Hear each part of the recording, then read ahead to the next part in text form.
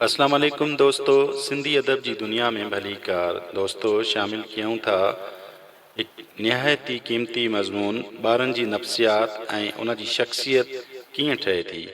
दोस्तों, ही मज़मून जग मशहूर लेखक ब्रायन ट्रेसी जे किताब change your thinking change your life मां खयों वियो आहे ऐं हिन जो सिंधी में तर्जुमो वकार अमन रहमू कयो आहे। तासुर जी दायमियत।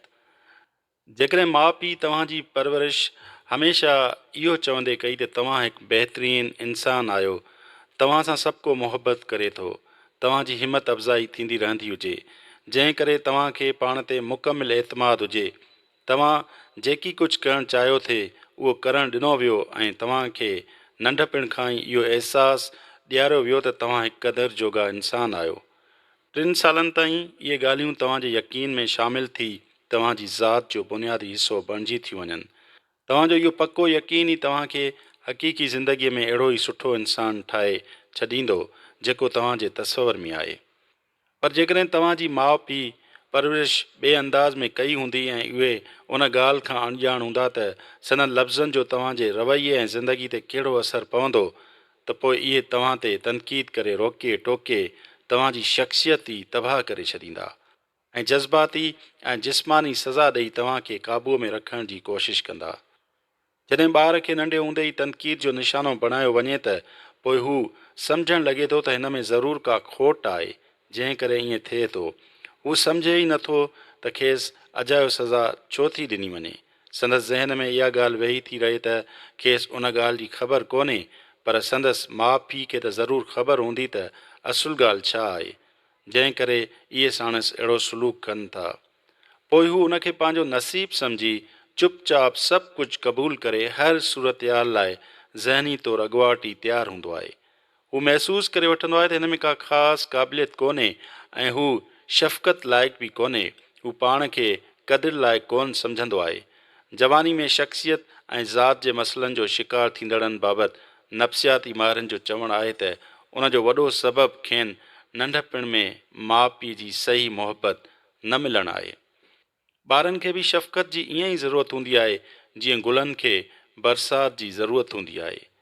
जॾहिं ॿार सम्झनि था त सणनि प्यारु नथो कयो वञे त पोइ हू पाण खे ग़ैर महफ़ूज़ सम्झणु लॻनि था। जॾहिं हू इहो सम्झनि था त हू सुठा ॿार न आहिनि त पोइ संदनि ज़हन में ख़राबु ख़्याल पैदा थियनि था।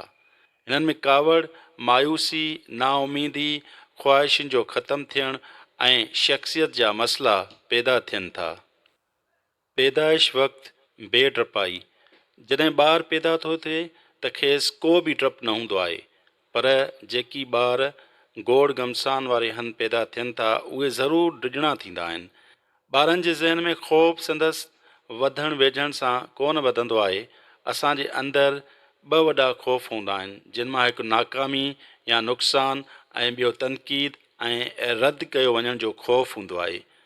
जॾहिं बि असीं को नओं या मुख़्तलिफ़ कमु करणु शुरू करियूं ऐं उन जे करण शर्त असां ते तनक़ीद कई वञे या सज़ा ॾिनी वञे त पोइ असांजे ज़हन में नाकामीअ जो ख़ौफ़ पैदा थी वञे थो। असांखे सख़्तीअ सां मना कई थी वञे त हीअं न करियो, फ़लाणी शइ खे हथु न लाहियो। अहिड़ी रीति असीं पाण खे ग़ैर महफ़ूज़ सम्झणु लॻूं था। ॿियनि सां गॾिजी वेहंदे ऐं ॻाल्हाईंदे असांजे ख़ौफ़ सवारु रहे थो ऐं असीं पाण खे ॿियनि खां घटि या कमज़ोर ख़्यालु करणु लॻूं था। असीं पंहिंजनि अहसासनि खे हिन लफ़्ज़नि में बयानु करियूं था त आउं उहो सभु कुझु नथो करे सघां, नथो करे सघां ऐं नथो करे सघां। जॾहिं बि असीं के नई शइ या चैलेंज बाबति सोचींदा आहियूं त डपु असांखे पाण मुरादो घेरे थो वठे। नाकामीअ जे ख़ौफ़ जो इहो ई बुनियादु असांजे बलोगत वारी ज़िंदगीअ खे नाकाम करे थो छॾे।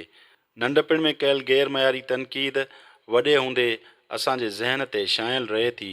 तंहिं करे ई असीं पाण खे निहायत सस्तो विकिणे था छॾियूं। जॾहिं असीं पंहिंजे ज़हन खे कंहिं नई शइ जी हासिलु करण लाइ इस्तेमालु करणु शुरू करियूं था त पाण ई सबबु बि सोचे था छॾियूं त इहा शइ हासिलु करणु असां लाइ नामुमकिन आहे।